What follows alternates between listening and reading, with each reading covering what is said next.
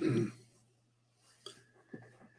there, Twins fans. As you slowly trickle in, the Twins are currently in the bottom of the 8th inning against the Detroit Tigers.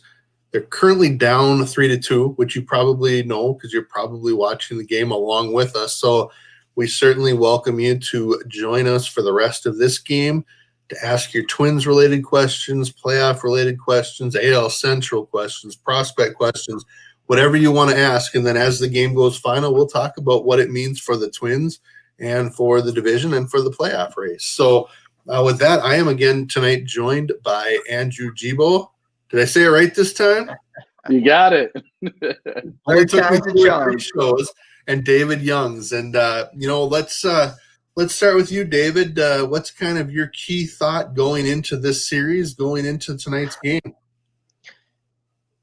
Yeah, well, I think that, a couple days ago we were talking about how the AL Central was out of the possibilities for the Twins. And obviously we've seen the Cleveland baseball team do very well against the White Sox the last couple of days, and especially today with the Jose Ramirez walk-off home run in the 10th.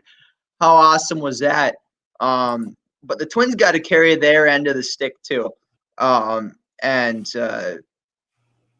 possibility is there. Right now, I suppose, with the White Sox losing tonight, the Twins technically right now are 1 game back. But they got to take care of business tonight. Obviously, great to see Buxton get the leadoff home run, see Garver hit a home run, and pitching has been okay. Some parts better than others, but they've got 5 outs left, and hopefully they can put something together. Yeah, I think we all kind of hope for that to happen here. Andrew, what were some of your thoughts as you were anticipating tonight's game? I was really going into tonight's game with some high hopes. I kind of felt like they got on a good pace there. The last 2 games in that Cubs series, and then you're coming home where they played really well all year, going against a lesser opponent with a chance to win the division and still fight for the number 1 seed in the American League. So I had some really high hopes for tonight, but it's just kind of turned into another frustrating game for the Twins. It's a game that they should have won. They've had opportunities to win. They still have a chance to win it here if they can get 2 more runs on the board before we're out of here. But overall, just kind of a frustrating and somewhat of a letdown game. But with the White Sox losing to the Indians, it's no harm, no foul, I guess, at this point. We're still going to be a game and a half back where we started the day with 4 games left to go. Yeah, and for me, I mean, coming into the game tonight, my general thought was, how does Rocco Baldelli, how does this coaching staff, front office kind of meld together the fact that they still have a chance to win the division? And as you guys have alluded to, with Cleveland beating the White Sox in an extra inning walk-off tonight, Shane Bieber getting pushed from Tuesday, he'll start tomorrow against Lucas Giolito. I mean, if the Twins can win these 2 games, and again, they still could, that puts them in a really good spot with just the final weekend worth of games to go. So interesting here as we're getting updates ahead of what we're able to see as we're watching it. The game is now tied here in the bottom. 5-ball game. And we can't really talk about due to, FCC regulations and all, but I think I can say hashtag Mighty Max, hashtag gets to wear the robe or something, which is kind of a weird, fun thing tonight. But again, my thing was, how do they meld, Luis Arraez hurting or spraining an ankle and needing a couple extra days, and now they're going to want to get him at bats. How much does Garver play trying to get him ready versus Jeffers and making sure that he can stay ready? And Nelson Cruz is sitting out again today, even with the off days. He's now missed about 5 days in a row, and will he be able to get things going again? So, just a lot of topics. So I want to encourage everyone, to do a couple of things. Number one, make sure you bookmarked or automatically go to twinsdaily.com every day when you turn on your computer. That would be fun. We'd appreciate that, of course. Lots of stories, and we've got a lot planned for the playoffs, and hopefully that's a long run. Secondly, tonight, feel free to use the chat room. We've got the ability, if you're on Twitter or Periscope, you can leave us comments and we'll get those. If you're on Facebook, leave some comments, we'll get those. And if you're watching on YouTube Live right now, we'll get those as well. And we want to welcome, we want to be interactive. We want to get your questions in. If you've got questions about anything, please feel free to ask them and we'll get to that. Again, we can't necessarily talk about play-by-play as the game's going on. In fact, we just simply can't talk about that as the game's going on. But, while the game's going on, we want to be able to answer your questions, and you may have some of those as well. So with that, let's go to tonight's lineup. I think that's a talker, and I think it's one that I kind of brought up. And here we go. Garver again catching. Adrianza playing shortstop, and Polanco has missed a few games lately. And I know that Baldelli said he's been sore, but I really think that's a big deal too. Andrew, what's your level of concern as it relates to Jorge Polanco at this point? I know he's been struggling with the bat, but normally he still plays. Yeah, there's definitely some concern there. I mean, I don't know the full situation. We took last time I was on here, we took the day off, and it was kind of a scheduled day off situation. But like you alluded to, Seth, he has missed a few days. If he gets in the lineup tomorrow and he's in there the rest of the way out, no concern at all. I just want to see him get back in the lineup. The more days he misses, the more the concern builds. In terms of his offensive production, no, I guess, glaring concerns there. It's not like he's the only guy who's not really hitting that well right now. And I do like that Rocco moved him down in the lineup a little bit and has shifted things around at the top. Yeah, for sure. I think the lineup has been something that Rocco has changed. Obviously throughout the year, they've had different lineups for whatever a variety of reasons, guys being injured, that kind of thing, just naturally, giving guys off. But as we head to the ninth inning of the tie game, boy, would this be a good one to win. David, your thoughts on the lineup tonight? Polanco not being in there, but also now Cruz missing another game. Yeah, well, I think that it's natural for Twins fans to raise their eyebrows that both Polanco and Cruz are out of the lineup tonight. But at the same time, I think you got to put into perspective that, we've got the playoffs coming up in a week. This Cruz injury is diagnosed as a sore knee. I think that is Rocco just trying to be proactive. You want your guys to be at premium health when it comes to playoff baseball. And the same goes for Polanco. Polanco obviously, batted in the 8-hole the other day with Buxton at leadoff, which I think Buxton at leadoff has proven to be, it's gone well. He hit an absolute blast today in his leadoff at bat, which was amazing to see. But me personally, I don't think you should read too much into it. I'm fully confident that, hopefully both these guys will be healthy by the postseason, especially with Cruz. I mean, you got to remember the guy's 40 years old. You got to give him a few off days, and especially when he has a sore knee, like Rocco says that he does. It's important to give him a few days off and get him to optimum health for the postseason. Yeah, no doubt about that. Let's we kind of put up some comments here as we were going, talking about how the Twins tied up the game here. Obviously, very exciting. I want to give a little bit of credit here. We have a comment from coming in question from John Landis that I'll post. And this one I will start with David. I'd like your thoughts on this question from John. Starts with A-Ray, obviously A-Ray Adrianza. I think he's the only A-Ray I'm aware of. Is pretty valuable. He could start on a lot of teams. We got him locked up for a bit, ? And no, he is a free agent at the end of the season. Obviously as a utility guy, I don't think he's going to get starters money this offseason. It will be very interesting to see in general what the free agent market's going to look like, much less for a guy that we know is a really solid defensive player around the field. So, Andrew, what are your thoughts on Adrianza? His season this far, I think, maybe disappointing, but what he's been for the Twins organization for now, I think, 4 years. Yeah, I mean, I've actually been following A-Ray Adrianza before he came to Minnesota. As people may know, I am from San Francisco. I am a Giants fan. Can't see it behind me, but I got a whole slew of Giants bobbleheads. A-Ray broke in the big league with the Giants, and he was the kind of player with the Giants that he is with the Twins. Really, just a stellar defender on all positions across the infield. Not the greatest hitter, but you don't necessarily need a guy like Adrian Adrianza to deliver a lot with the bat. His biggest value is being able to play everywhere, come off the bench, be that role player who can play really good defense, and he fills that role perfectly. Right now, I believe he's the best on the Twins and outs above average. He's just a really solid major league defender. He's a good bat control guy. He can put the ball in play. He's got a lot of value. I don't think he's a starter really on any team. He doesn't provide enough with the bat, but he's a good guy to have on your team. He's a really just talented utility infielder who can play defense really well anywhere on the infield and play some corner outfield in a pinch if you need it. Yeah, I don't think he's done that the last couple of years, but he did prove capable of doing that at times. David, your thoughts on Adrianza, what he's meant, but also, what would you do in the offseason? Is he a guy that, I don't know if prioritize is the right word, but is he a guy that you would consider bringing back next year? Yeah, well, I think it comes down to consistency.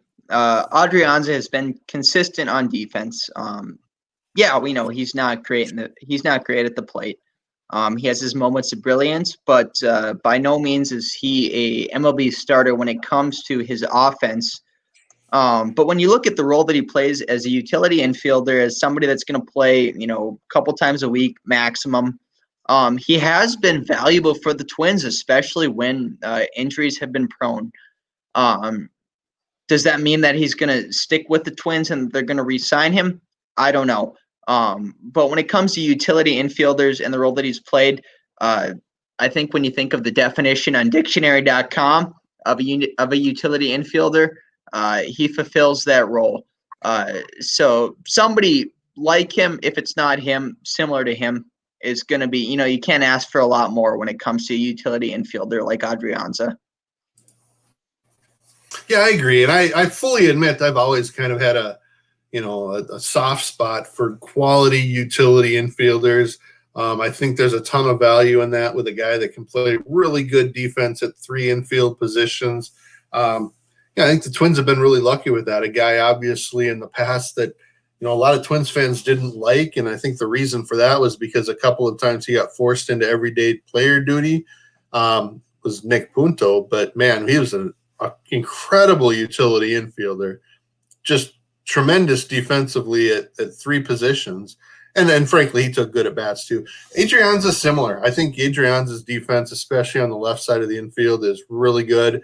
So I would have no problem with them bringing him back at a certain number. But, again, at some point, when you've got tough decisions to make, is giving him $4 million over 2 years a wise investment when you've got Travis Blankenhorn? The other side of it's Marwin Gonzalez is a free agent, too. So do you pick one of them and let the other one go? I mean, there's a lot of questions around that. So I think that's a good question, kind of on the fringe of the roster. And I always say that I think the Twins need to be willing to be active on the fringe of both the 25, or in this case now 26, and this year 28-man roster, but also with the 40-man roster. So, all right, we got another topic that we want to cover, and we'll cover it while the game is still playing.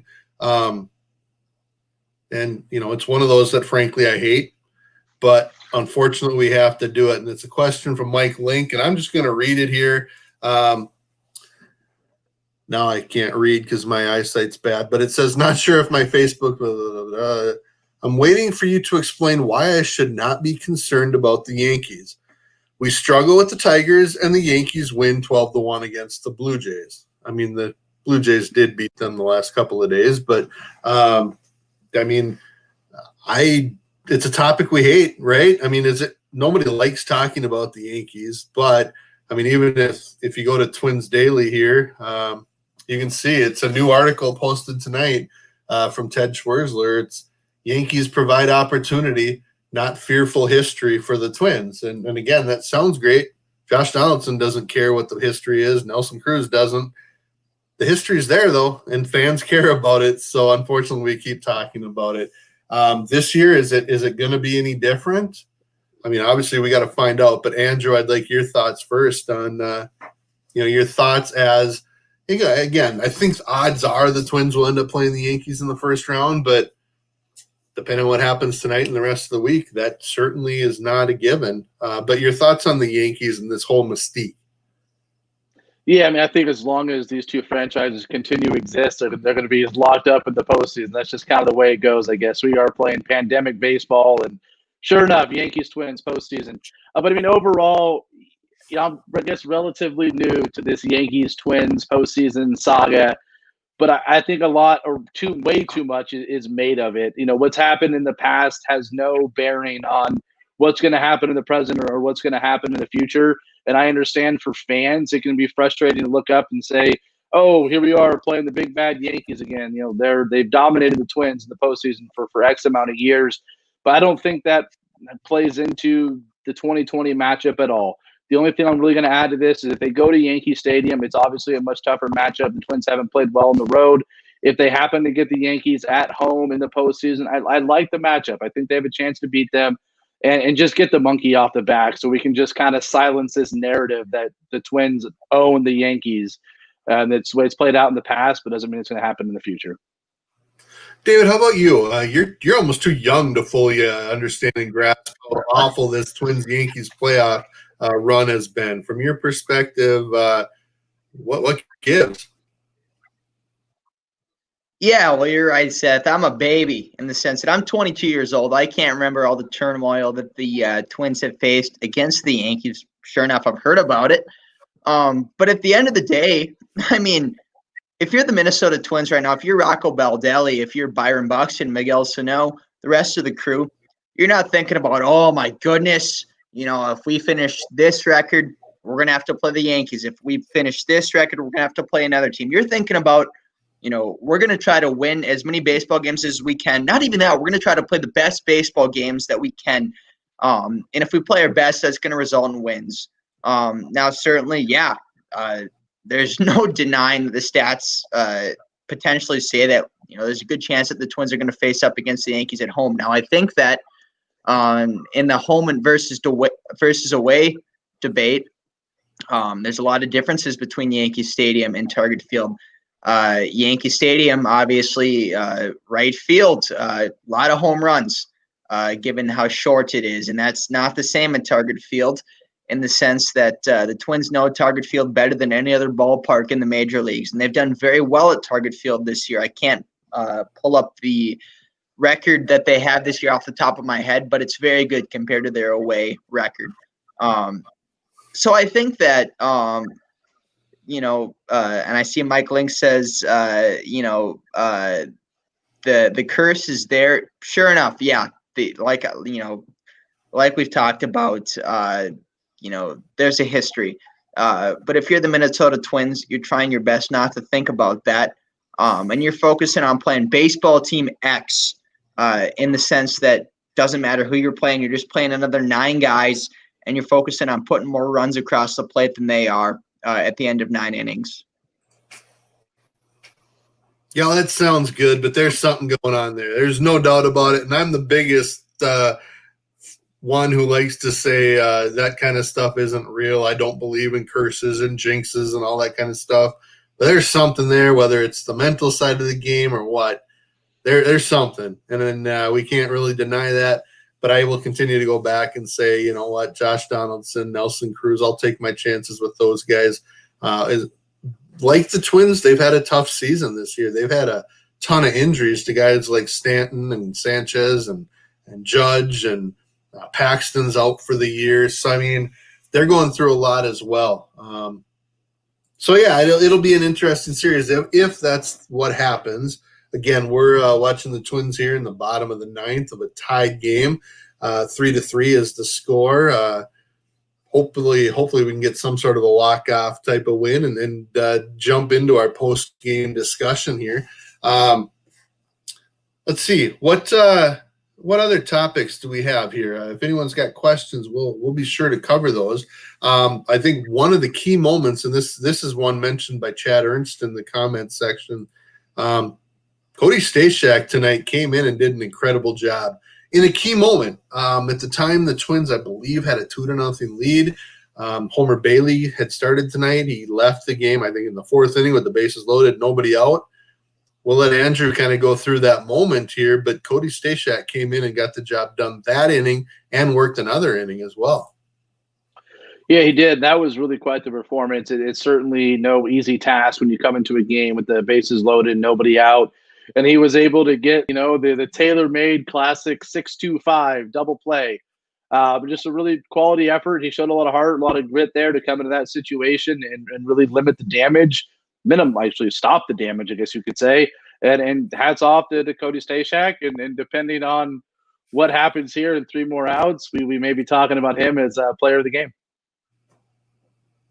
Yeah, no question. He's got to be part of that discussion. I know later in the game, Trevor May started an inning and had one of his tough outings. Seems like he has 1 or 2 bad ones, and then he has just 6 or 7 dominant ones.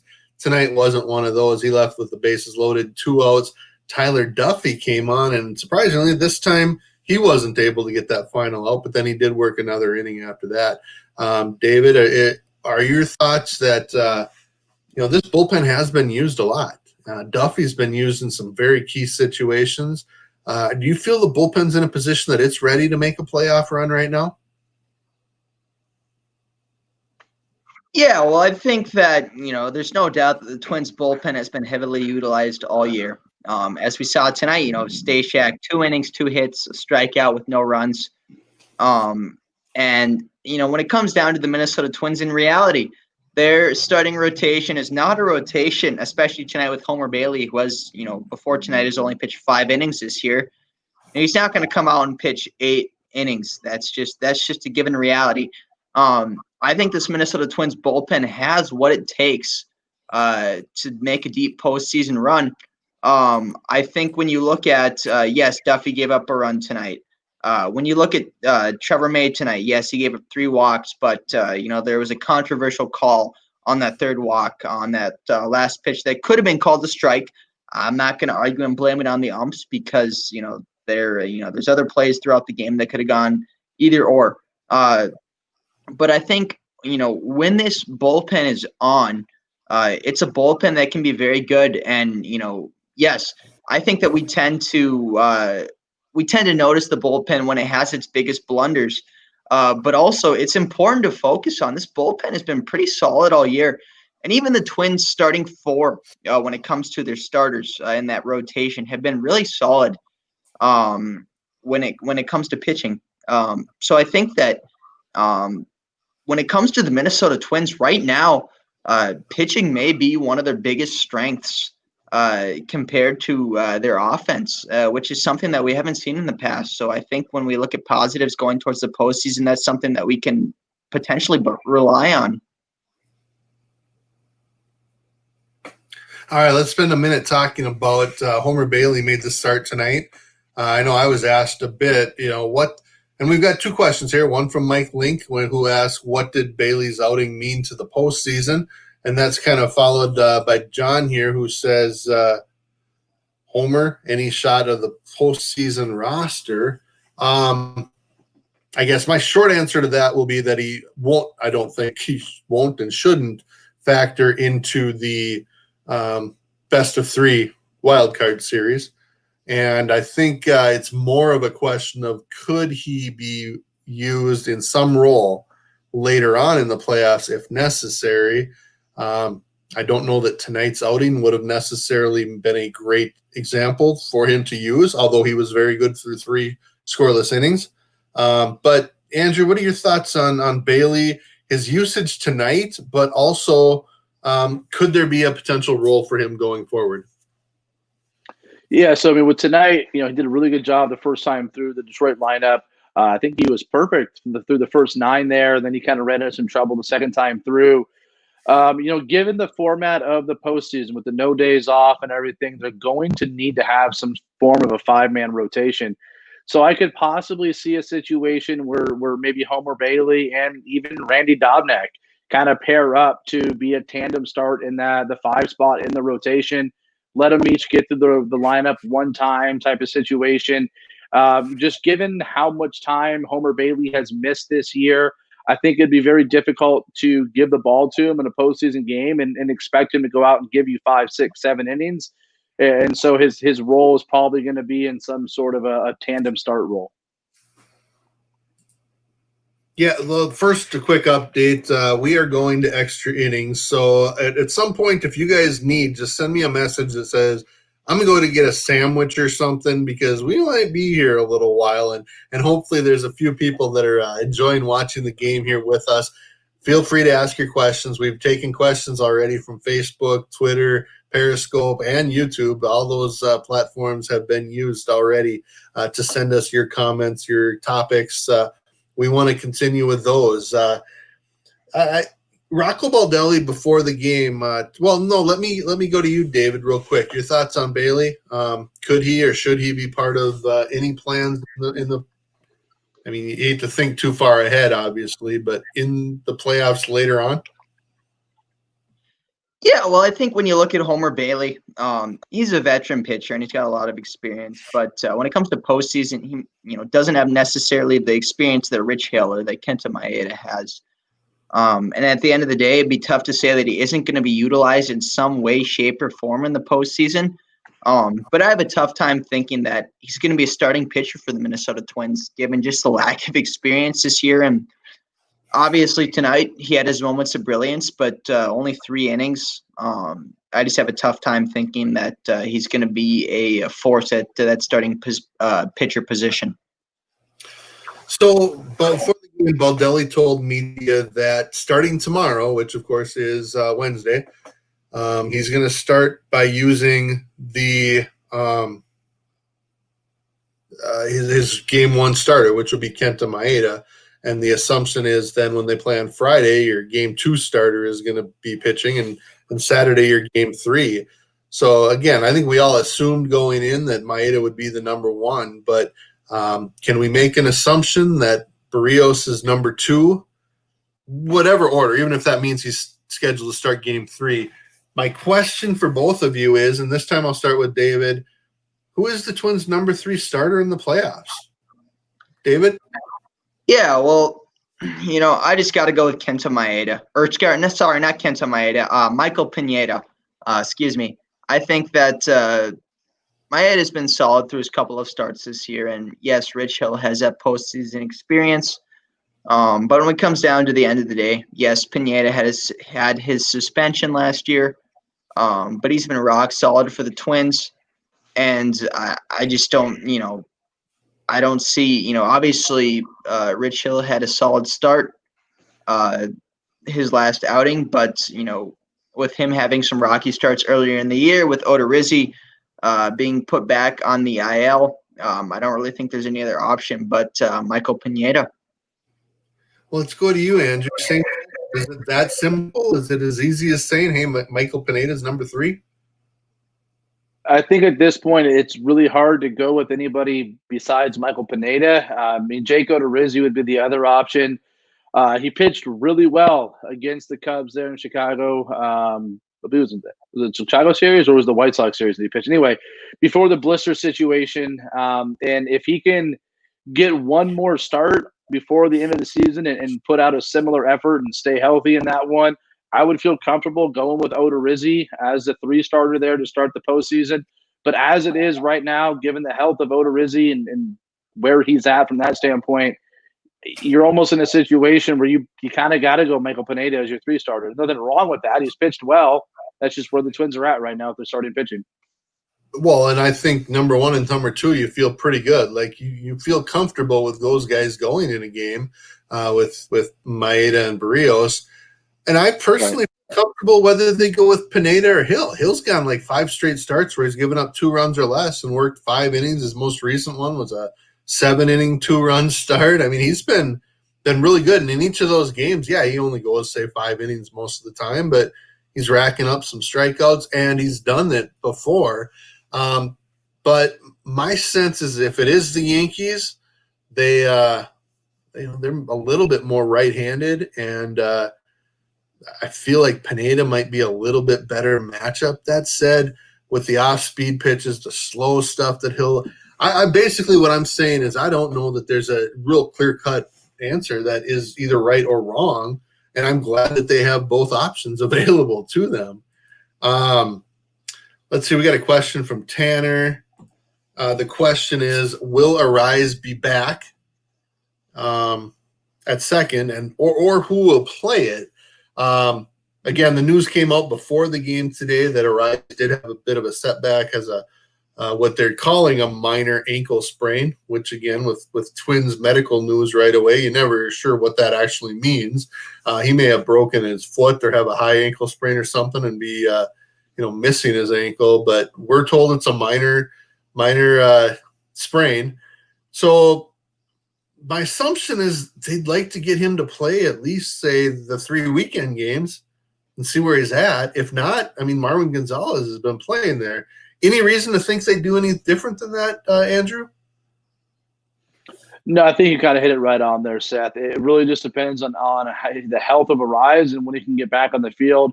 If they can get him back on the field for this last series here against Cincinnati, then he's going to start game one of the postseason at second base. If the ankle and the leg isn't fully healed, I don't think they want to put him in a situation where he's not playing at 100%. You'd rather go with Marwin Gonzalez for the first series there, and then maybe if they advance beyond that and they get into the bubble, then you're talking about Arise taking back starting role at second base. So it's really just a matter. It's a question of his health and whether or not he can get on the field in that last series against Cincinnati. Anything to add to that, David? Not really. I agree with both of you that, if they can get Arise some playing time against Cincinnati for this last series against the Reds, awesome. But if not, Marwin's been playing that. Obviously, Arise traditionally has better contact at the plate. But at the end of the day, they want Arise to be healthy. And I think that, Arise is probably going to have some work done on that knee in the off season, and it's a shame. But you want him to be healthy, and as great as it would be to see Arise starting, the fact that he's been out for a while now, I think says something. Yeah, and obviously it'd be nice to have Arise, but you're always a little uncomfortable when a guy hasn't played for a while. It's kind of like Max Kepler in the playoffs last year. He basically missed all of September and just didn't even look like himself when he came back to play in that one playoff series. So I think it's big. One guy who is clearly they're working to try to get back, and we're all hoping he turns back into his 2019 form is Mitch Garver. And because of that, he's been getting a lot of at-bats, and I apologize for the delay as there's things going on in the game currently. Again, we won't talk about those until a little bit later, but a little bit surprising. Anyway, Mitch Garver, I think, if you ask me, I think his at-bats have been looking a lot better. He seems to be following the ball well, as he always does, and tonight he obviously had a long home run, which is very encouraging. Andrew, your thoughts on Garver, what you've seen so far, and then how you see the playoff situation. It's a topic we've covered quite a bit at twinsdaily.com in recent days. What are the things that you're looking for at the catcher position as the playoffs start? Yeah, I guess we'll start with Mitch Garver. I may not make a lot of friends here. I'm not really in the camp that the 2019 Mitch Garver is who he really is.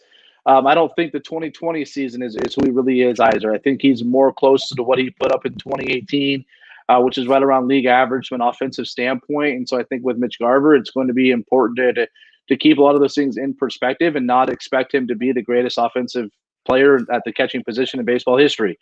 That's not really who Mitch Garver is. He has looked a little bit better since he's come off the IL. The results haven't really been there. I mean, he's had multiple strikeouts tonight. He struck out in some big moments in the Chicago's against the Cubs. He struck out with the bases loaded in the first inning. You want to see him kind of tighten that stuff up. Yeah, he had the home run tonight, but I believe it's just a matter of getting the consistency back for Garver and sort of tapering the expectations there. And to kind of piggyback off that note, at this point, I would feel comfortable going with Ryan Jeffers as a starting catcher in the postseason. I know he's a rookie. He doesn't have the experience. But it's also a what have you done for me lately league. And throughout the year, Ryan Jeffers has been the best offensive producing player at the catcher position. He's the only catcher on the roster with the WRC plus over 100. He's been that guy, and Mitch Garver just hasn't been that guy in 2020. And so I think that Ryan Jeffers just makes the Twins a better team when he's behind the dish. David, any disagreement with that? I guess for me, it's like I like that they're at least giving Garver a week or so of game time to just see if he can get it back, that quote unquote magic or whatever you want to call it. But I appreciate that they're giving him the opportunity. If he seizes it, great. If not, Ryan Jeffers is a pretty good fallback plan. Yeah, well, I agree. I think, in his last 7 games, and obviously it's important to note that he's been injured, but Garver's batted 158. Jeffers has batted over 200. And that's not to say he's the next Mike Piazza up there. But Ryan Jeffers has been the strongest offensive performing catcher for the Twins this year. Granted, he's a rookie, and there are those mental tendencies of the fact that Mitch Garver has played in more pressure situations than Ryan Jeffers has. But you know what? If Ryan Jeffers has never played in one, you know what? Right now is the time to probably do it. So I agree that Ryan Jeffers is the catcher of the future for the Minnesota Twins. And while I absolutely love Mitch Garver, and I would love to see him do well, I would love to say Mitch Garver would be the starting catcher through and through the playoffs for the Twins. But the results have just pointed towards Ryan Jeffers, and I think that's what the Twins got to give a shot towards. Well, that's why, even though he didn't start at catcher in any of the most recent 3 games, tonight he was in there at DH to make sure he's still getting at bats and things like that to keep him fresh. As for the catcher of the future, I don't know. I mean, I've been touting for about a year and a half now. I'm looking forward to 2021 when each one of them starts 81 games and they each get hopefully a few at bats at DH or first base or something else. And as Rocco said when I asked him before the season started, he goes, it's easier to play baseball when you can feel your legs and stuff like that. And it's such an important defensive position. And it's really important to keep them fresh. And both of them can hit. Both of them can play enough defense, with Jeffers probably being the slightly better defender as well. Both have strong arms. So, I mean, I don't see it as anything other than Garver was hurt this year. He missed some time, and because of that, you probably have to go to Jeffers in the playoffs. Glad Garver's getting this opportunity, and again, we all hope that he can find something. But, we'll see. And going forward, I think it's exciting to have both of them in the plans. So, kind of working around the position or the field a little bit. Again, as we're in the 10th inning, the Twins are in the field right now. And I think it's okay to say that as of right now, with 2 outs, they're down 4-3, thanks to the inherited runner that starts the extra innings games. I want your fairly brief thoughts on that topic. It's been talked about before, and the Twins really haven't played a lot of extra inning games. David, what's your thought on the play as far as starting the extra innings with a runner on second base? Yeah, well, I think in certain scenarios, it definitely benefits the Minnesota Twins, especially when there's a guy named Byron Buxton on base at second. Now, I'm trying to think who is going to be the runner on second for the Twins. I can't remember. Who was the last out for the Twins? Donaldson. Pardon, who is that? Donaldson. Okay, so Donaldson will be at second unless there's a – are they allowed to do pinch runners? Yeah. Okay, so if they pinch run somebody, yeah, regardless. But I think that I like the rule. I think that I don't know if that's something that they're going to carry into the future, but it makes the game more exciting. And at the end of the day, as a baseball Puritan, I love watching those 14, 15 inning games, but I know that obviously that takes a wear and tear on the bullpen, and that makes games go long. And when you look at the MLB and what they want, the direction that they're going in, I wouldn't be surprised if that rule potentially stays. It's something that we've seen in other facets of professional baseball, and it's exciting. That's a no doubter right there. It's exciting. And while I would love to see him keep the traditional form, it's something that could potentially draw more fans to the game. And if that's the case, then I'm okay with it. All right, Andrew, how about your not to follow David's footsteps here, but your short answer on your thoughts on the extra innings rule with the runner starting at second base? I mean, okay, like I guess from an entertainment standpoint, and as a fan, I like it. It's kind of fun. It adds a new element to it. I'm not totally sold on it starting right there in the 10th inning. I'd like to maybe see it later in maybe the 12th or 13th inning. I think that baseball's, maybe this is an old school take, but baseball's played a certain way, and you play 9 innings under a certain set of rules. Why are we all of a sudden going to change the rules when we get in the 10th inning?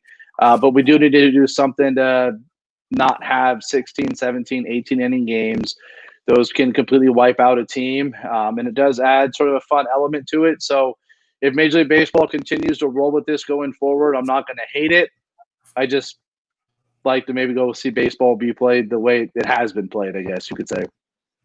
Yeah, and for me, I mean, it is definitely exciting. And David called it. Jake Cave's going to be pinch running for Josh Donaldson, which I don't necessarily know yet how I feel about that, but it may matter. So we will see. The Twins down 4-3 going to the bottom of the 10th, needing to score obviously 1 run to tie it, and hopefully they can get 2 right away and let us start our post-game pint. Because it's not even the 9th inning nightcap at this point. We're in extra innings elixir. I don't know. I don't even know. So, again, I might need to grab another pint if we keep going deeper into this one. Yeah, and a sandwich. I'm good with the rule for this year. It's not like it's new to baseball. It's been done in the minor leagues forever, or not forever, but for several weeks or for several years. So it's definitely not new. Just checking comments here. Please feel free to leave your questions, comments, all that good stuff. I'm good with it for this year. I'm not necessarily at all. I'm glad they're not doing it in the postseason. I'm glad they're just going to play it straight up in the postseason. That's a good thing. I agree with Andrew that if they do decide to do it going forward, I hope that it starts in the 11th or 12th inning rather than starting right away in the 10th. So I do think there's some good to it. No question about that. Steve Pincus says it's an unfortunate gimmick. Extra innings are exciting without the phony stuff. And I mean, I think that's a fair comment as well. I mean, a pitcher, and there we go. Good job. Hey, guys, I got a question for you. You know what I'm going to ask? Y'all know what I'm going to ask, right? Have I ever mentioned how much I enjoy watching Eddie Rosario play baseball? I mean, I can't really say much more than that right now, but I enjoy watching Eddie Rosario. By the way, did you see him throw out Daz Cameron earlier in the game? I tell you what, besides Nick Nelson, you are probably the biggest Eddie Rosario fan on the block.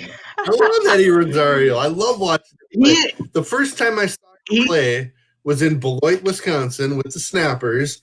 He and Miguel Sano were on that team along with Kenny Vargas and some other guys who ended up playing on the Twins team.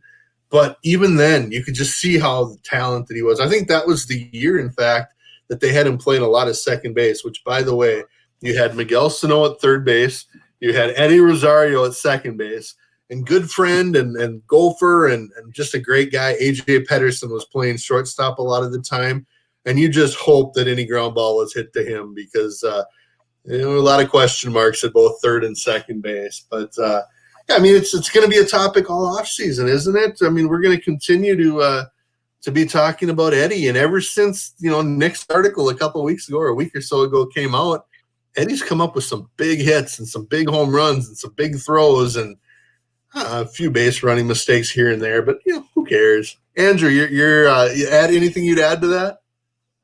Yeah, I mean, I think Eddie gets a lot of flack thrown his way from Twins fans, and I guess one of my favorite takes on Eddie Rosario was actually by my girlfriend, who says Eddie Rosario always has a confused look on his face, and I think she's right on that one.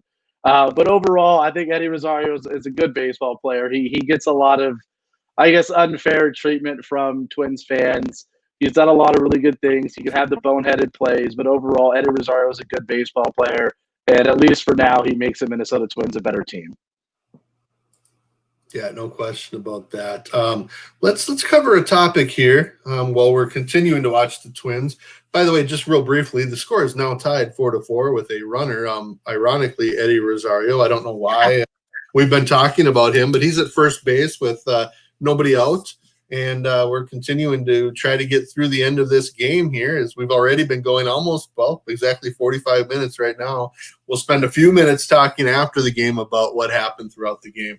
Want to talk one quick question here from Go Twinkies Go, and we'll ask Andrew this one as I read it here.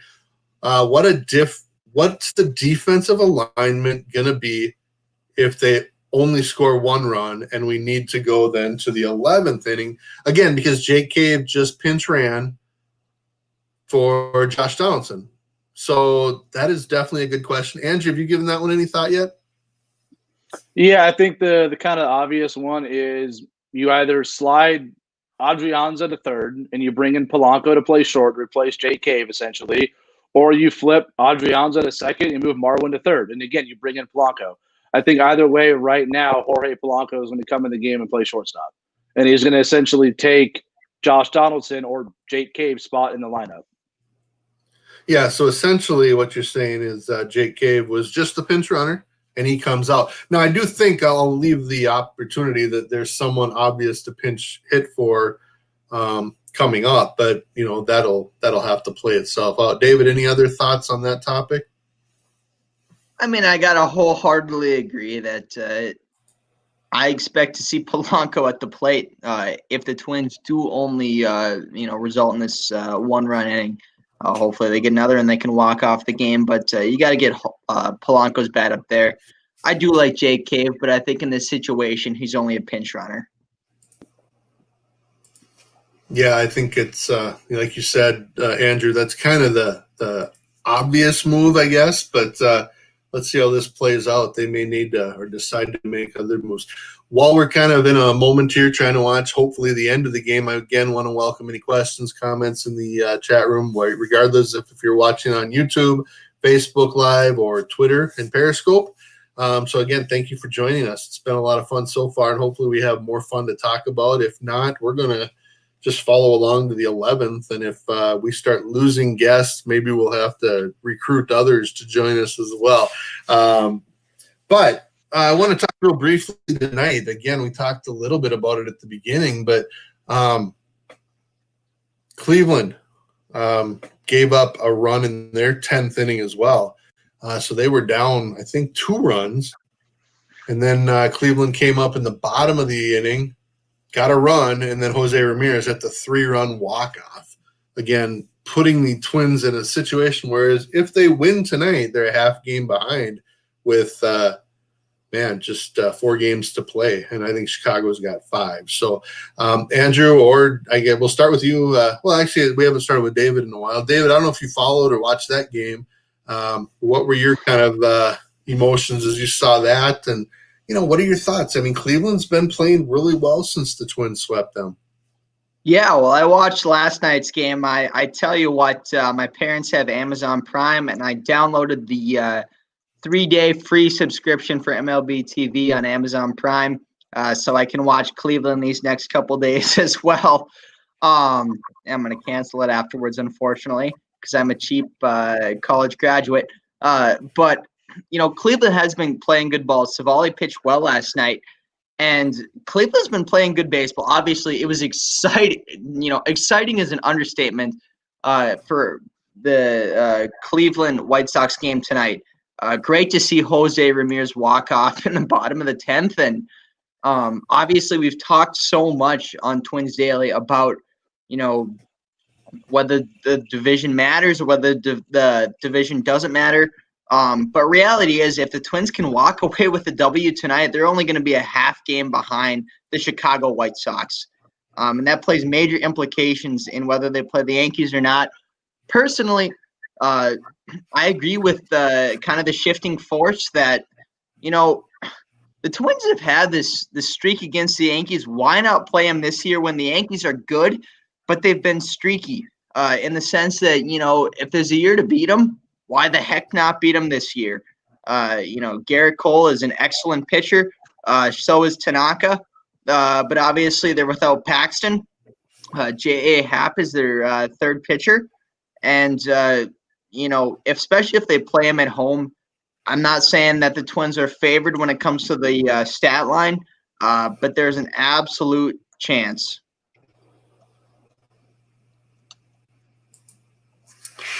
I'm not even necessarily sure where to go with that right now, but we fortunately are now able to talk a little bit more about this game because hashtag Mighty Max just blooped a little single to the right to I guess short left field, and we have a walk-off win for the Minnesota Twins, a 5-4 10th inning win. Max Kepler with the tying home run in the, I believe, 7th or 8th inning.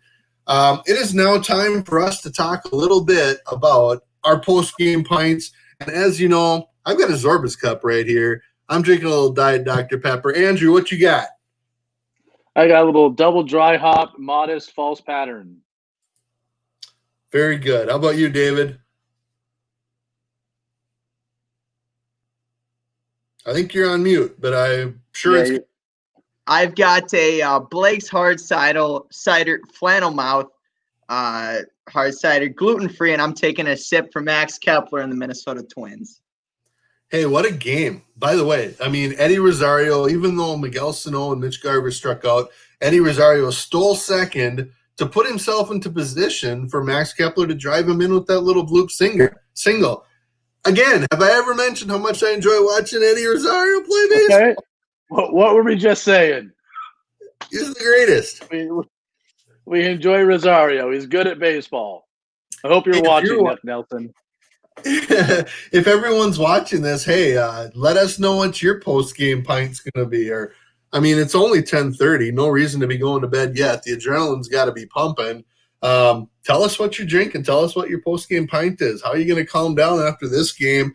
We're down to the final 4 games. There's going to be a lot of excitement for Twins fans. And, again, we're going to talk about it here for the next, I don't know how long. We'll see. We'll see as soon as you guys start falling asleep on me, we'll probably call it good. Or you'll just tell me, okay, this is enough. But we're going to answer your questions, so please feel free to discuss. Leave your thoughts. Leave your questions.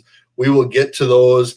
Again, Max Kepler plays hero in the Minnesota Twins walk-off against Detroit.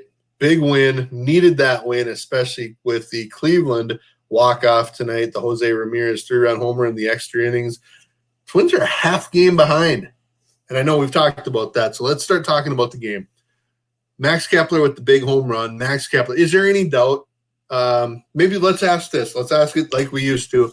I'll start with Andrew. Who's your player of the game? Do I even need to ask? Prior to the extra innings and all the drama that ensued there, my answer was going to be Cody Stashak. But after what we just witnessed there, you have to go Max Kepler, right? That's kind of the obvious choice. So I thank you for throwing it to me first so I could take the low-hanging fruit on that one. All right, so let's give the opportunity to, either concur with Andrew or you can pick your own guy, David. Who you got? Yeah, well, I think that Max Kepler is obviously the obvious choice, and I'm glad that Andrew said him.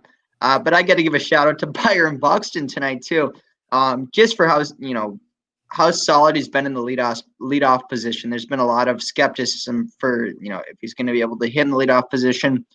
And they don't get that leadoff run tonight if it isn't for that Buxton home run to left field. So I'm not going to disagree with Andrew that Max Kepler is obviously the player of the game. There is no argument for that, in my opinion. But sure doesn't hurt that Byron Buxton got the momentum going with that leadoff shot. Yeah, no question about that. I mean, I can't even necessarily come up with anyone else. Let's take a real quick look at the fan graphs, look at the game. As you can see, it was a roller coaster a bit. Obviously, the Tigers went ahead. What do we got here? Garver homered to give them a 2-1 lead. They maintained that for a while, and then came the rough inning with the bases loaded, and then the Duffy throw to first that didn't quite work, and then we're all over the place. obviously Max Kepler with a huge home run and then the big walk-off single in extra innings. It wasn't looking good, though, when Candelario singled in a run off of Taylor Rogers, who, by the way, is the winning pitcher tonight. Let's not forget that.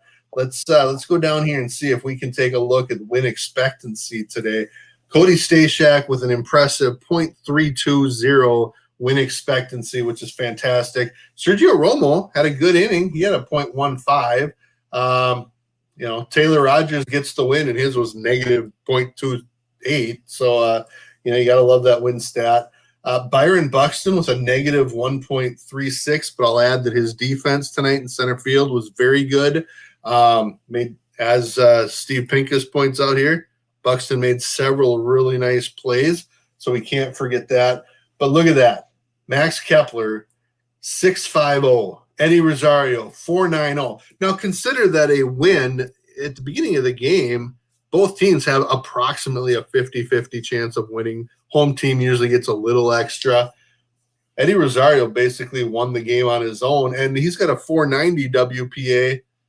Kepler, 6.50. Adrianza, 111 or 112. What a game. Just so many things to talk about, and I'd really like to just start talking about it. What was the story of the game for you, Andrew? What would you say is the conversation that we need to have first and foremost for this game?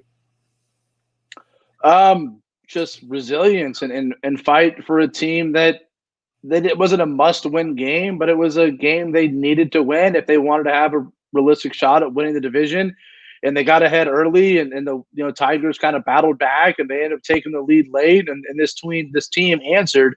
And this isn't something that we've seen a lot from this team in 2020. There's been a lot of games where they start the game hot, and then they put up runs early, and the other team comes back and takes the lead, and the Twins' bats go silent. And tonight was a night where they showed a lot of heart. They showed a lot of grit. They showed a lot of fight, and they came back and they won a game. And now they've got themselves in a situation where they're a half game back from the division title with 4 games to go and a very realistic chance of winning the division and quite possibly the number 1 seed in the American League. So they answered the call tonight, and I think that's sort of the overwhelming story here. I'm going to go back to the comment here by Go Twinkies Go. I mean, it's very true. Dear White Sox, objects in mirror are closer than they appear. We all thought it was over. I was to the point where I was considering – hey, I mean, yes, the Twins could do this, could come back, could win the division, could get that number 1 seed, all that good stuff. Anything can happen in baseball. It's a weird thing, but again, Shane Bieber's going against the White Sox tomorrow. The Twins play the Tigers again tomorrow. There's a real opportunity, like you said. Now, that said, Cincinnati's very good as well. They're going to have to play really well. Yeah. That's a pretty good team. They got very strong pitching. So, David, what's your thoughts? What's your story of the game tonight? Yeah, well, I got to echo Andrew in his story of resilience. I'm going to go a little PJ Fleck here like I did the other night. The Twins have struggled all year against the Tigers compared to other opponents. The Twins have done very well holistically against good baseball teams, but they've struggled against the Royals. They've struggled against the Tigers, but they found a way to win tonight. That's awesome. I mean, at the end of the day, when you look at playoff baseball teams, when you look at teams that can win championships, they find a way to win even though they don't always have their A game. I don't care what team you are, what players you have, you're not going to bring your A game every night. The Twins didn't have all cylinders firing tonight, but they found a way to win. And at the end of the day, that's what matters. Max Kepler came up when it mattered. Eddie Rosario came up when it mattered. Byron Buxton came up when it mattered. The pitching staff and Cody Stashak came up when it mattered. And, I think this is a big mental win for the Minnesota Twins, just as much as it is as a win in the stats column. As we've already talked about, they're only 0.5 back. But I guarantee that Twins locker room isn't talking about, oh boy, we're only half a game back. They're talking about, wow, we came back from a win tonight where we didn't have our A game at the plate, but we found a way to win the baseball game. And at the end of the day, stats and everything are great, but all that matters is that W they got in the win column. All right, I want to bring it back here real quick and just remind people you are listening to the Twins Daily. Now we're at the Postgame Pint, and I want people to let us know what your Postgame Pint is here tonight. What are you drinking? What are you enjoying? What are your key moments of tonight's game? Who gets your player of the game? Let us know in the comments. Again, whether you're on Twitter and Periscope, you're on Facebook, whatever it happens to be. What are your stories of the game? Let us know. Let us be interactive here. And we really want to answer any questions you've got. I'm going to try to keep up with those in the comments, but we'll feel free. For me, again, they're half a game back, and now, like we said earlier, Rocco Baldelli said that the next 3 Twins starters will be their 3 starters in the playoffs. So Kenta Maeda against the Tigers tomorrow. Whether it's Barrios on Friday, maybe it's Barrios on Saturday since he pitched Sunday night. So someone else, whether it's Hill or Pineda, will have to go on Friday. We'll see. We'll learn all of that coming up soon, I'm sure. So to me, that's pretty exciting. The whole 60-game season is down to 4 games, and we knew it was going to be tight. We knew that the difference between a great team and a good team was injuries and luck and bloopers falling in. And that's what makes the game so great. Let's ask this question. I'm going to start with you, David. We just got this question from Chuck Wagon. Are you surprised they pitched to Kepler in the 10th? As I mentioned, Garver struck out. Rosario stole second base with 2 outs, runner on second. Kepler up, left-handed versus right-handed. The base was open. Are you surprised, or do you think that was a possibility? Yeah, I'm not shocked that they pitched him because Kepler, frankly, has not been spectacular in the last couple of games. Granted, tonight he had 3 hits, but in the last couple of games he hasn't been great. So I'm not shocked that the Tigers pitched to him. But at the end of the day, that obviously proved successful for the Twins. I'm happy that they pitched to him. But that's not something that shocked me. Maybe if you were to look at this game, if you were to narrow it in, you would say yes, given that he's had 2 hits already during the ball game. But if you're a starting pitcher and if you're the Detroit Tigers pitching staff, you look at his previous stats, and he hasn't been spectacular the last couple games. So I'm not shocked. How about you, Andrew? I think you're on mute.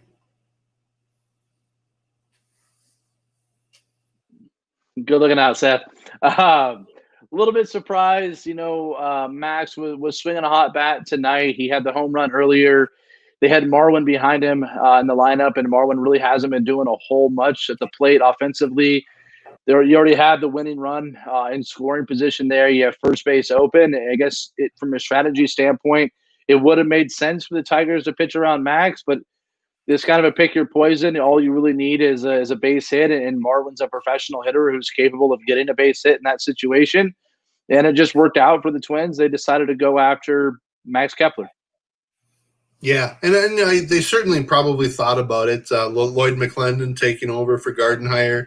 I'm sure it came through their minds, and Rick Anderson, and they talked about it. But, Kepler has been struggling. But you look at even the home run he hit was on a really good pitch that he stayed down on.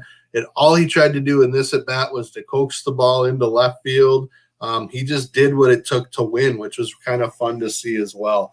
I've got the twinsdaily.com story up there. We encourage you to head up there. We've already got the game story up there. You'll be able to find the, a ton of stuff as far as what happened throughout the game, the things we've talked about.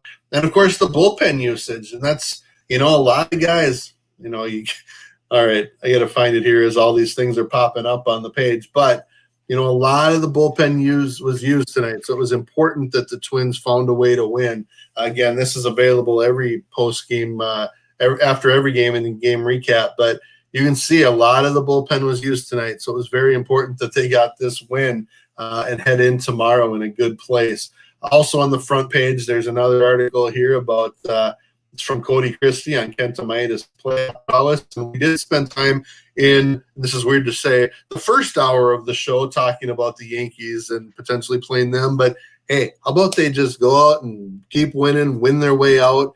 And, again, with the White Sox, the Twins do not can't just tie. They need to win by a game, so they got to keep this thing going, and hope for a little help too. So, they don't have the tiebreaker with the White Sox, unfortunately. So it'll be interesting to see how this plays out.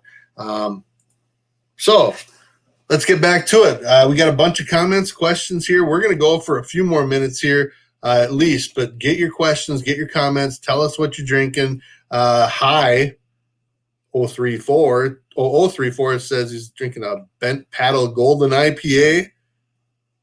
So terrific. I'm just one of my dad's favorites. Let's do that quick. Again, the Twins are half a game back, and Brain is pretty excited about that.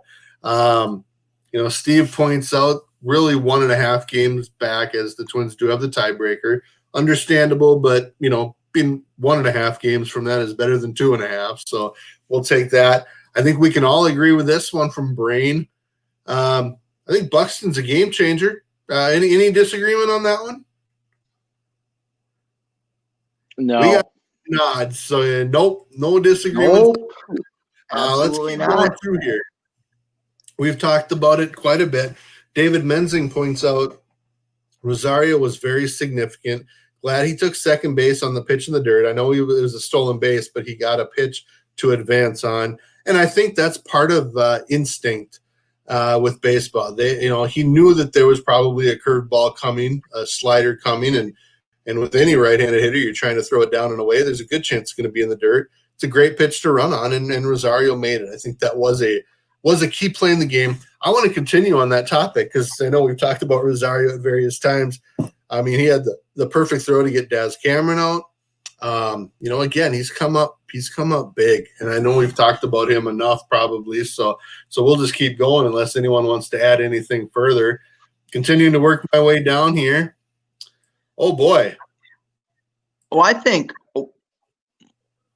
Mustache Steve says I'm on his 18th of the night or so, but it's a Summit Saga. So anyway, that's an IPA. Come on, Steve.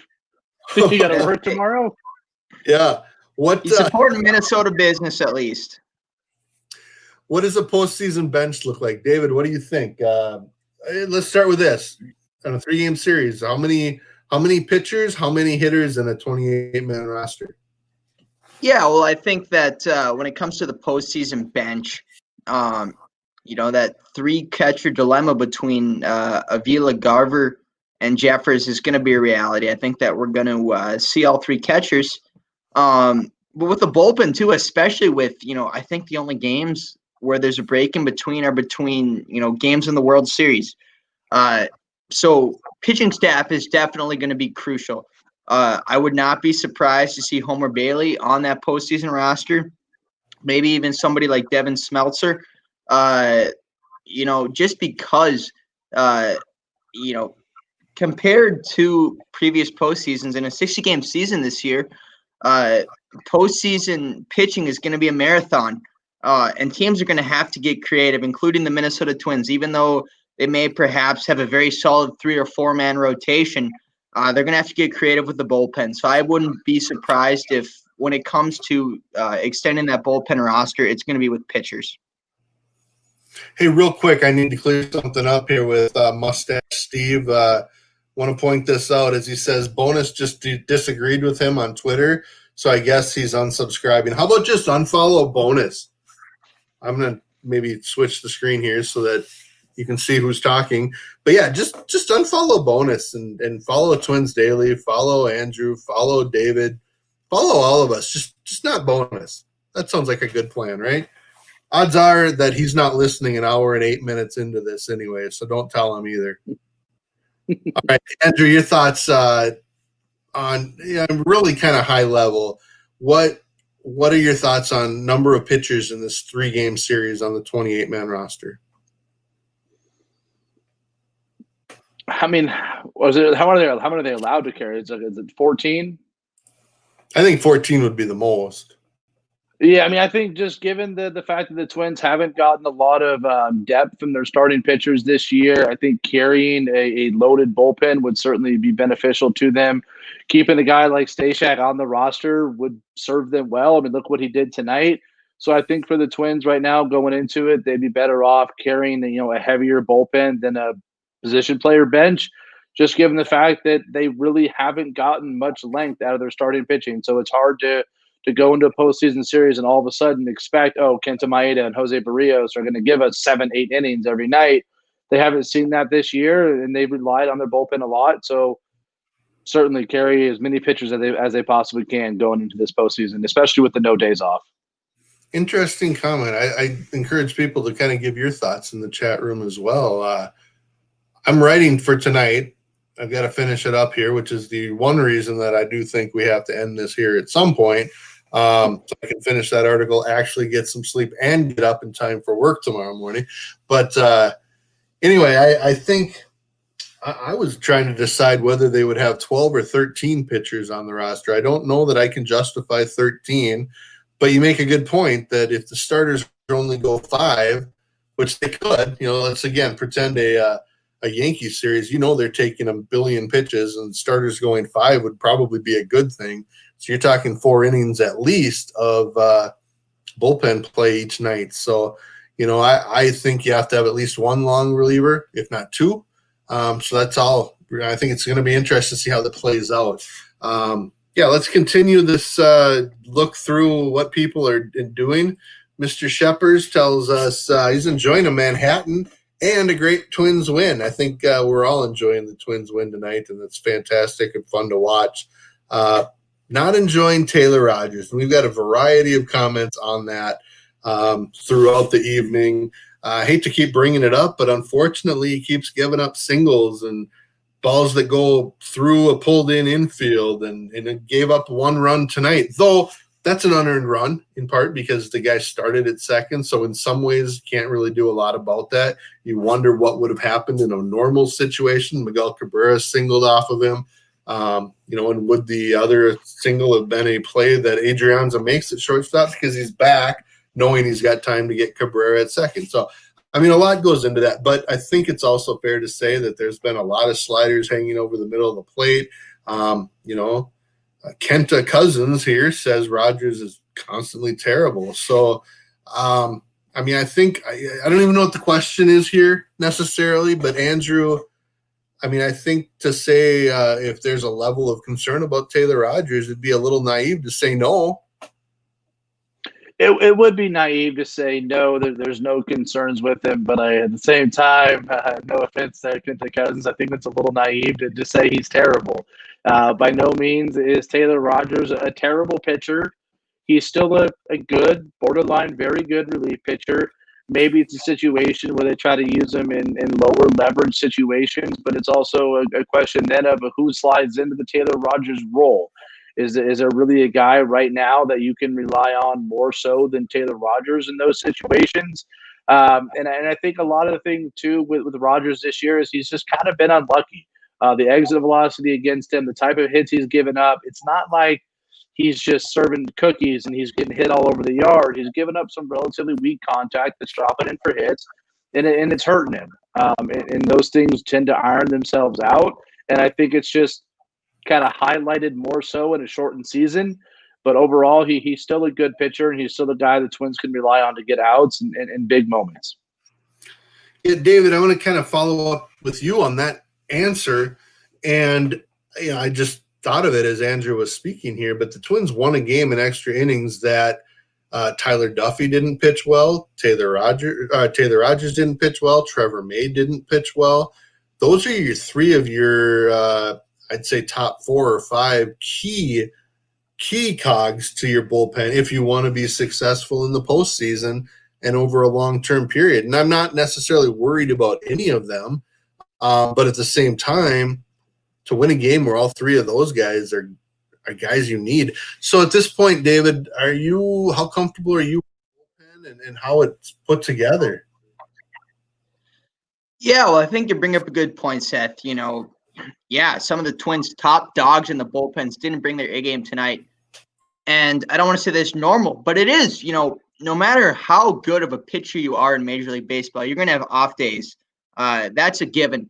And the fact that the Twins were able to win the game tonight with three of their top relievers in Duffy, in May, and Rogers not having their best performances, it says something about this team. And I'm not saying that there's improvement for Taylor Rogers and that there's not reason for people to be worried about him, because he's been a topic all year long with things not going great. But I think that when you look at the stats, when you look at the records of this team, statistically, I don't necessarily want to include Rogers in this, but the bullpen has been pretty rock solid for a majority of the year. And I would agree with Andrew in that Taylor Rogers he's a good pitcher. No, he hasn't been as good as he was last year. That's out of the question. But he's someone that can put the Twins in a winning position. He's getting soft hit balls more often than not. Yes, sometimes they're hitting hard hit balls off of him. But he's someone that I still think is an integral part of this bullpen.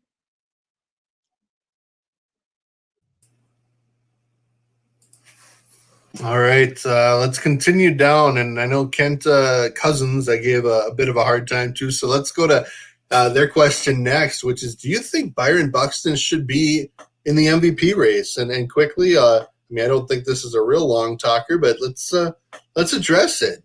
David, your thoughts? As I'm losing, apparently. I think if it's the Twins MVP race, absolutely. Byron has been the most impactful player on the Twins the last week or so. But I think when you look at the American League, when you look at the MVP race, you look at a player's entire season. And unfortunately, Byron has not been as consistent as he's been this last week for the entire year. So I don't think you put him in the MVP race. But in the long run, who cares? He's performing when it matters. And if he can continue that consistency into the postseason, heck, I'd take that over any individual award.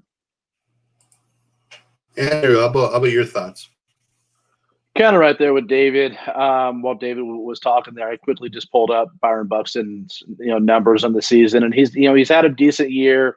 He has not really put up MVP type numbers, but it is nice to kind of see. I guess you could, if you want to call it a breakout here in the last couple of weeks from Byron Buxton.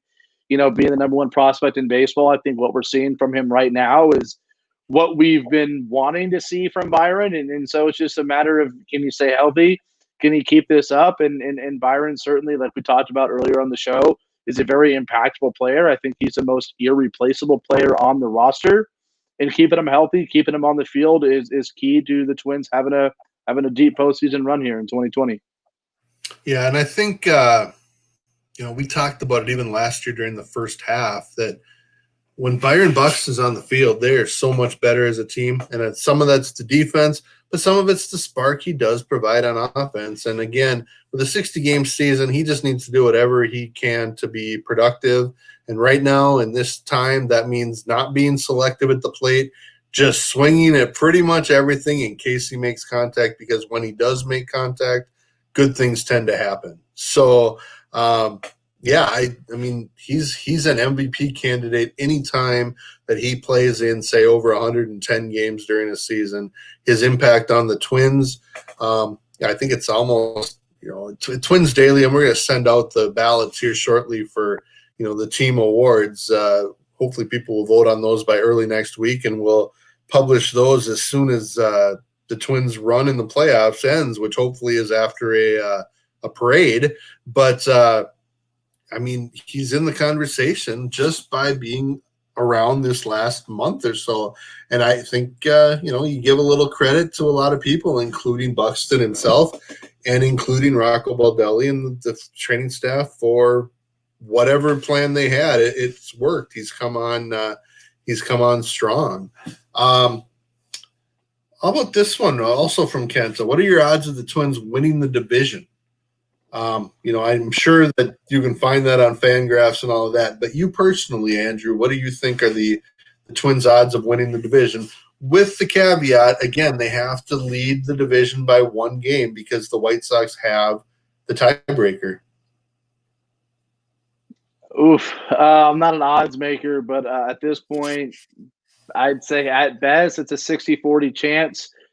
This series coming up here, the last series of the year against the Reds, is going to be a very tough series. That's a good team that's still fighting for their postseason lives, which is a different dynamic than the Twins have really faced. And so they're going to face a really competitive Cincinnati Reds team that wants to come out and win ball games. And that's going to make it difficult on the Twins. And so I kind of put their odds at 50-50 right now, at best 60-40. And we'll just kind of see what happens here. Hopefully we can get some help and the White Sox can drop a few games down the stretch. And that's where I'm at on that. How about you, David? I know it sounds good being a half game back, but, we may feel even better tomorrow night.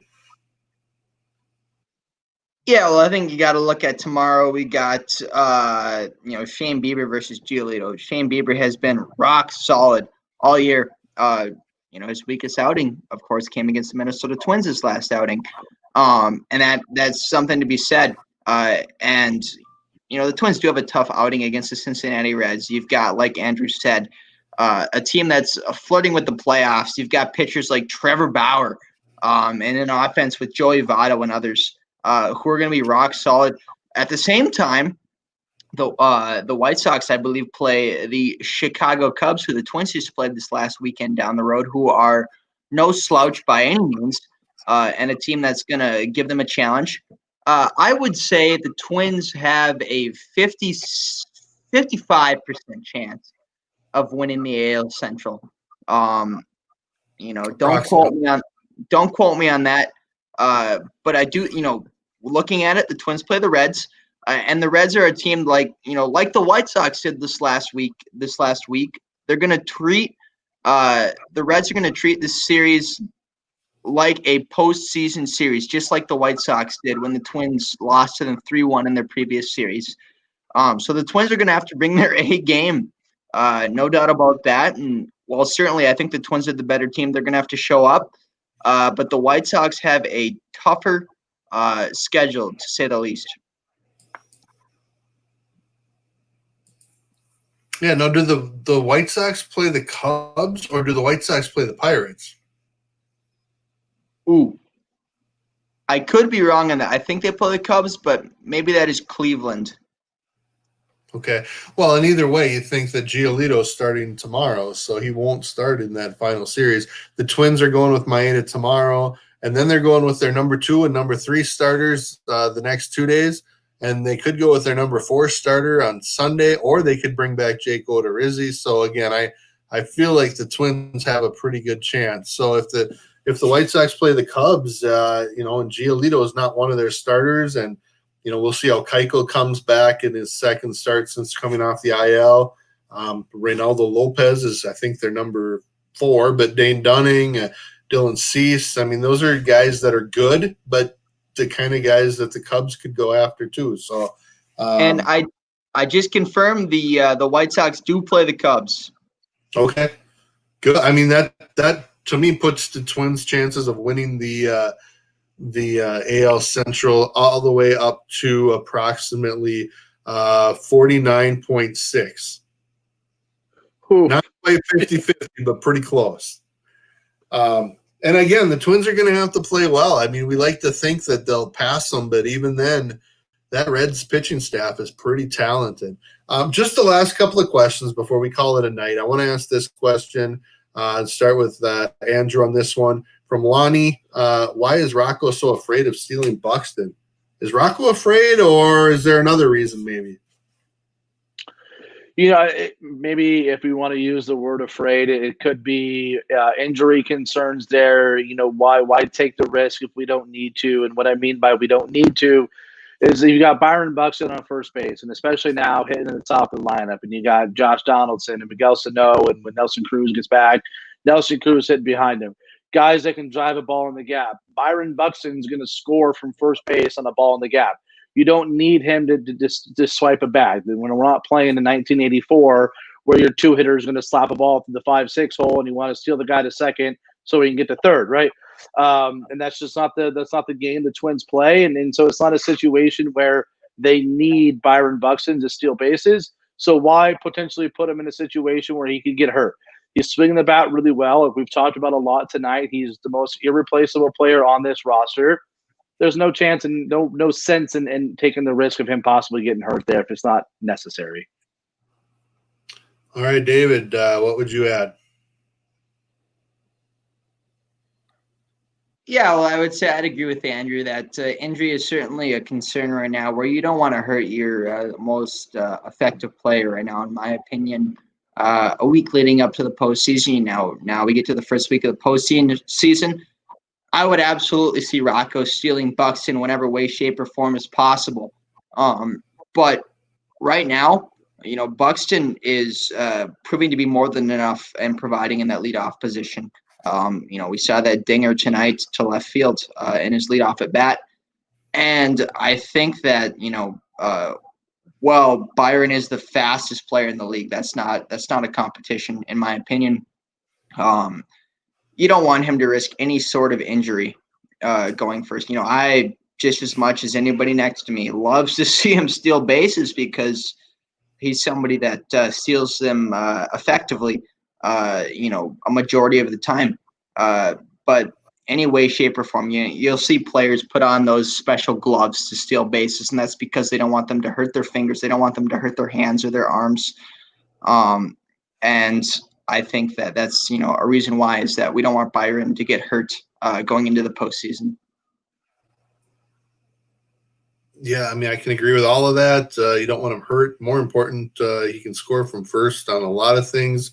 I do think it'd be key, any extra base he can get, but a lot of times he does that on his own. I don't think Rocco's at all afraid. I'm guessing Byron's got the green light, but they probably had many conversations about what's the purpose. Byron himself has talked about he's never even tried to steal third because why?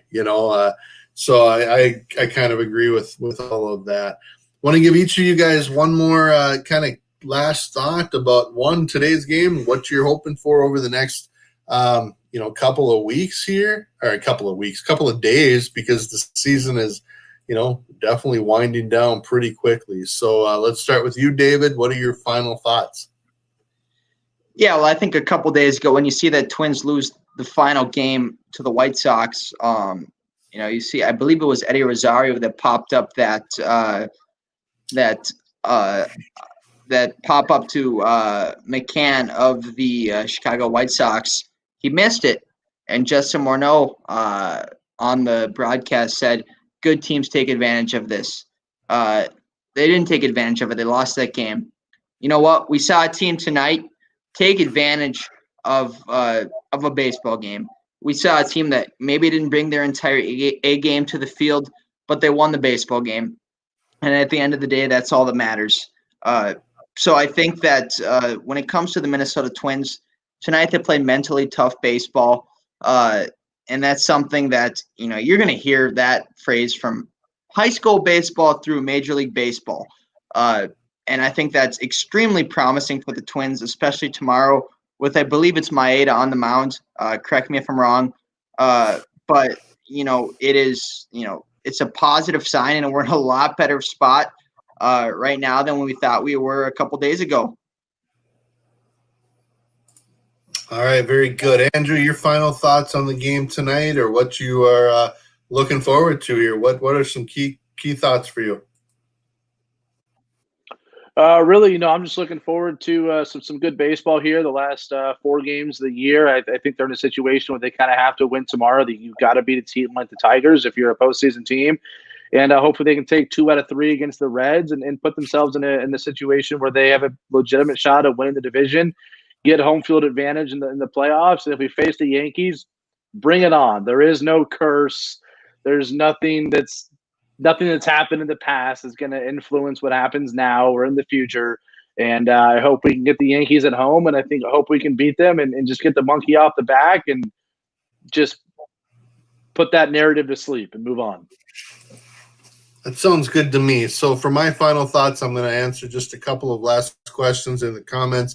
And I mostly just want to say thank you for everyone joining us. We started in the middle of the 8th inning. We went through the extra inning and watched the Twins with a fun walk-off win over Boy, I already forgot. Over the Tigers, thanks in large part to Eddie Rosario and Max Kepler. I do have one tweet I want to read from Nick Nelson, who I believe will be hosting a couple more of the shows yet this week. I think John is doing the show tomorrow night. Nick tweeted a couple of minutes ago, in his last 11 starts, Byron Buxton has 8 home runs and is slugging .952.